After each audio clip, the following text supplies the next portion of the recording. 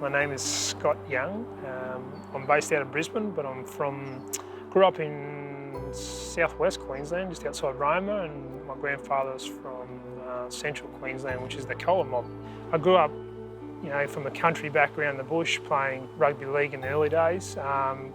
Initially just driven by success. I think it was probably, I think there was some self-doubt in my environment, and I think I wanted to prove some people wrong. At the same token, had a very supportive family, so wanted to do them proud.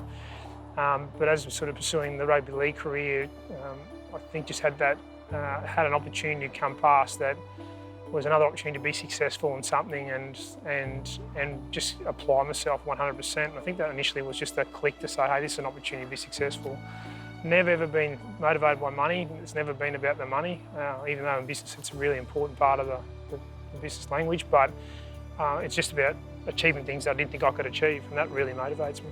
And that was probably what got me into business initially. So there was an opportunity to do something that hadn't been achieved before, and away we went, and we started, achieving things beyond what we thought our capability was at the time. My brother and I both studying at uni and also trying to pursue a career in rugby league in a semi-professional world, so we weren't earning really any money, so we just had a casual job unpacking shipping containers for a labour hire company, essentially. And we just looked around and went, hang on, the service that is provided in this market is poor at best, and we knew that we had a lot of particularly young guys come from community to play rugby league and probably in the same position as us, chasing work. So we just started finding them work really, and we just connected the two to say, hey, there's an opportunity, but also we can help out some of our fellow community mates that were coming to play professional rugby league at the time and get them employment while they pursue their careers. And it just seemed to be a really good fit at the time. Early stages, working 14, 15, 16-hour days, day in, day out, and it was this really,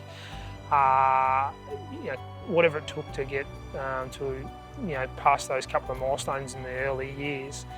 As we've grown larger, it changes, but it really becomes about focus on what's made us really great and stay true to what we're really good at.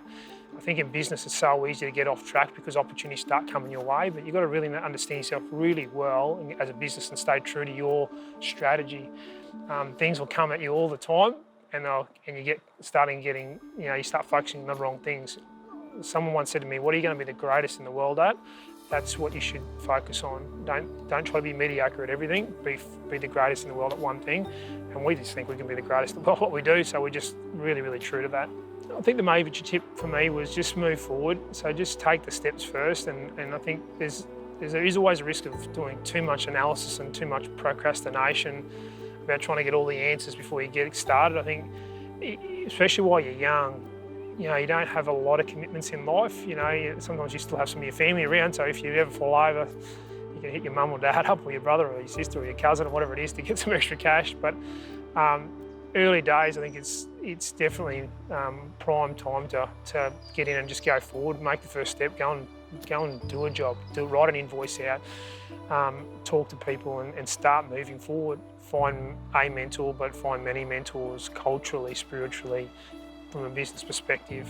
If you're lucky enough, you can get them all together, but it just gives you perspective, because when you're in the bubble yourself, sometimes you can't see your way through the problem. If someone just takes someone with a calm voice that's been there before to say, hey, just slow down, it'll be all right, and then move forward again. IBA's evolved substantially since I've been there. There was a big change early days when I first came on, and I think there's been a real understanding about what IBA's role is within our community and within the Indigenous sector, and in general and I love the term invested. This is another example of that, is that we've got people that are invested in their own future, and IBA is there to support that. And our role is not to solve the problems, it's about being there to support them and open up doors and open up opportunities and challenge them to get their backyard sorted out and be ready for business. I think it's a perfect relationship with something like the Future Forum. The people that come here, the young mob that come here, they got to do the heavy lifting still. We're here to facilitate that and give them clarity, and then they need to act from here.